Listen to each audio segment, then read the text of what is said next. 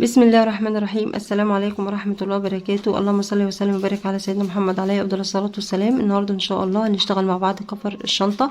احنا بنعمل الكفر بيضاوي لأي شنطة بنعملها بيضاوي. حبيت ان انا اعمله في فيديو منفصل لوحده علشان خاطر يكون الفيديو مش طويل عليكم. في اي فيديو انا بعمله للشنطة ما يكونش داخل جواه الكفر، فيكون الفيديو مدته قصيرة عشان خاطر ما تزهقوش، ويكون الشغل كمان بالنسبة لكم ان هي تبقى حاجة واحدة معينة الفيديو بيتكلم عنها.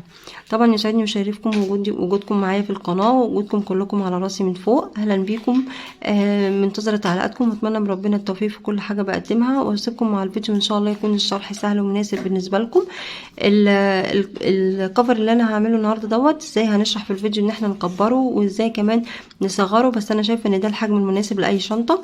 ازاي ان انت تعمليه لشنطه صغيره وازاي تعمليه لشنطه كبيره، هنشرح في الفيديو ده مع بعض ازاي طريقه تكبيره وتصغيره. اسيبكم مع الفيديو واتمنى لكم يا رب مشاهده ممتعه وسهله ان شاء الله، وتقدروا ان انتوا تنفذوه. بسم الله الرحمن الرحيم. السلام عليكم ورحمة الله وبركاته. اللهم صل وسلم وبارك على سيدنا محمد عليه أفضل الصلاة والسلام. في البداية احنا عملنا عقدة البداية، هنشتغل 15 سلسلة. 1 2 3 4 5 6. اشتغلت هنا 15 سلسلة، هرتفع سلسلة كمان وهرجع نص عمود، غرز نص عمود في كل غرزة، غرزة نص عمود. انا هشتغل القلاب بتاعي بغرز نص العمود علشان يديني حجم اكبر، والغرزه دي هتديني حجم اكبر للقلاب بدل الحشو، فانا بحب ان انا اشتغل القلاب بغرز نص العمود. هشتغل في كل غرزه نص عمود لحد ما اوصل لبدايه الشغل عندي هنا لاخر غرزه هنا.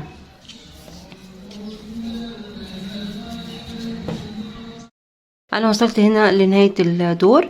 هنشتغل في اخر غرزة هنا 3 غرز نص عمود علشان خاطر شكل القلاب معايا يكون بيضاوي. فاحنا هنا هنيجي في اخر غرزة هنشتغل في نفس الغرزة 3 نص عمود كده. اول غرزة، تاني غرزة في نفس المكان، تالت غرزة نفس المكان برضو. بعدين نشد الخيط بتاعنا بصوا كده علشان يديني شكل البيضاوي بتاع الشنطة بتاع القلاب. بعد كده هكمل في كل غرزة على الناحية التانية كده، او احنا خلصنا هنا 3 غرز نص عمود اللي هي السلاسل البداية ديت، هنشتغل عليها في كل غرزة نص عمود. احنا كده خلاص خلصنا غرز التزايد. بعد كده هنشتغل بدون تزايد. بصوا اداني شكل البيضاوي ازاي.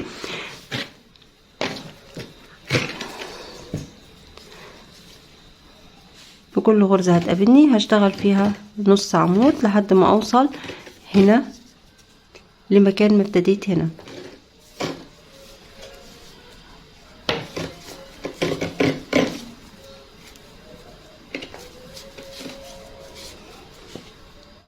وصلت هنا لنهاية الدور، اشتغلت في كل غرزة غرزة نص عمود لحد ما وصلت زي ما انت شايفة كده.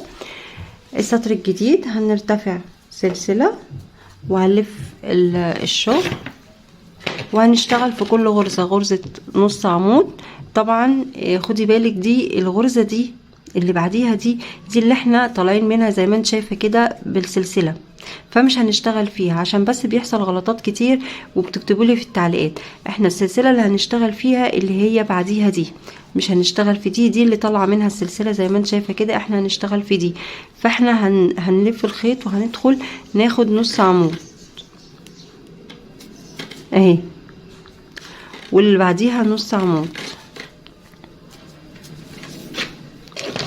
هفضل شغالة كده نص عمود لحد ما اوصل هنا للتزايد بتاعي.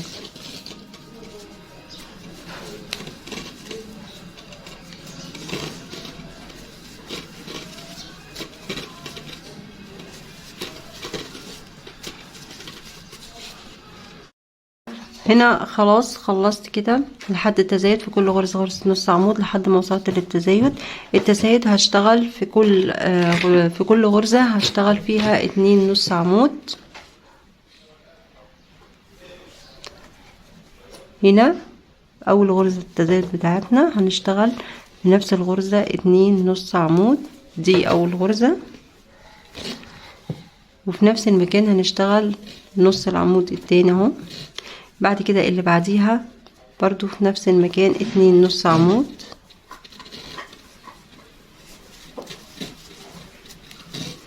والغرزة التالتة هنشتغل فيها برضو 2 نص عمود. شفتوا اصبح معايا القلاب بقى بالطريقة دي. هكمل نص عمود في كل غرزة، نص عمود لحد ما اوصل هنا لاخر غرزة هنا بالنسبة لي، في كل غرزة نص عمود. خلي بالك ده اول سطر في التزايد. اول سطر في التزايد عملت ايه؟ عملت في كل غرزة من ال3 غرز اللي اشتغلتهم في بداية الدور، عملت فيهم كل غرزة 2 نص عمود.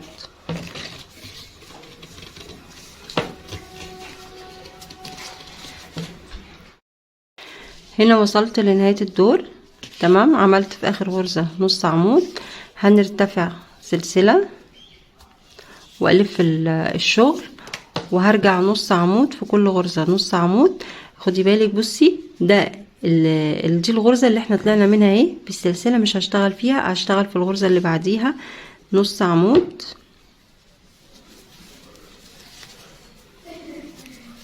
واللي وراها نص عمود. هفضل اشتغل في كل غرزة نص عمود لحد ما اوصل للتزايد بتاعي.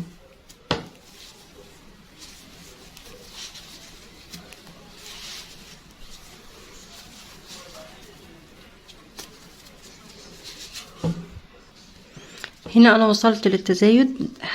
بصوا هنا في التزايد اهم، ادي غرزتين في غرزتين نص عمود. اول تزايد بالنسبه لي هشتغل في الغرزه دي غرزه نص عمود واحده بس، واللي بعديها هشتغل فيها 2 نص عمود،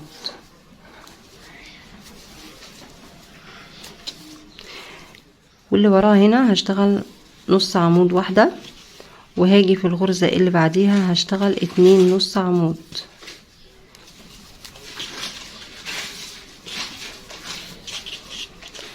واللي وراها هشتغل نص عمود، واخر غرزة هنا في التزايد هشتغل فيها 2 نص عمود.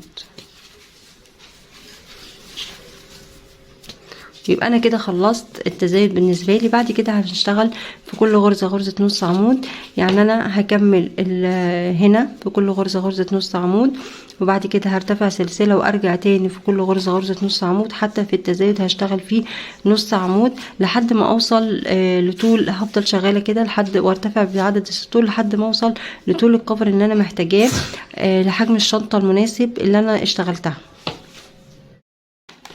خلاص انا خلصت كده الحجم المناسب بالنسبه لي بالنسبه للكفر. عندي السطر اللي فوق دوت، انا عشان خاطر هو بصوا زي ما انتم شايفين كده مش متساوي، فانا هساويه بغرز الحشو. يعني اي غرزه هتقابلني هدخل فيها غرز حشو عشان يكون معايا السطر متساوي.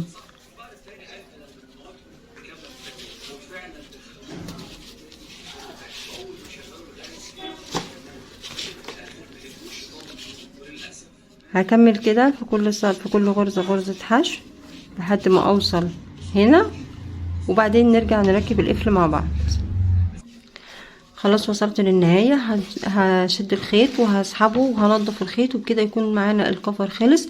هنركب بقى القفل بتاعنا، كده يكون الكفر خلص بالنسبة لنا. هنركب القفل الشنطة. طبعا ده القفل ده بيتركب في الشنطة نفسه، فده ليه شغل تاني هنبقى نركبه مع بعض. هنيجي هنا هنفك الحلق، يعني الحلقتين اللي ورا دول ماسكين الشنطة، هنفكهم اهي اهي كده.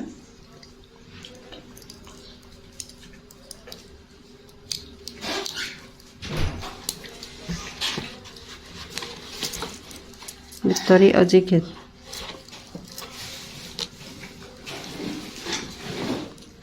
طبعا بيبقى فيه اقفال شكل تاني،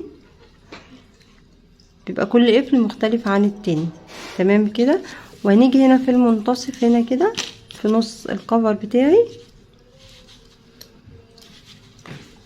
وهنركبه كده بالطريقة دي، وبعدين ندخل القفل بتاعنا كده وهندخل القفل بتاعنا كده ونقفله كده، يكون قفل الكفر بتاع الشنطة خلص معانا. كفر بسيط وسهل بغرزة بسيطة جدا، وتقدروا ان انتوا تنفذوه بأي حجم مناسب انتوا عايزينه. اتمنى يكون يا رب ان انا اكون افدتكم، واتمنى من ربنا التوفيق في كل حاجة بقدمها لكم، وربنا يصلح ما بين ايديكم، واشوفكم في فيديو جديد على خير ان شاء الله. والسلام عليكم ورحمة الله وبركاته.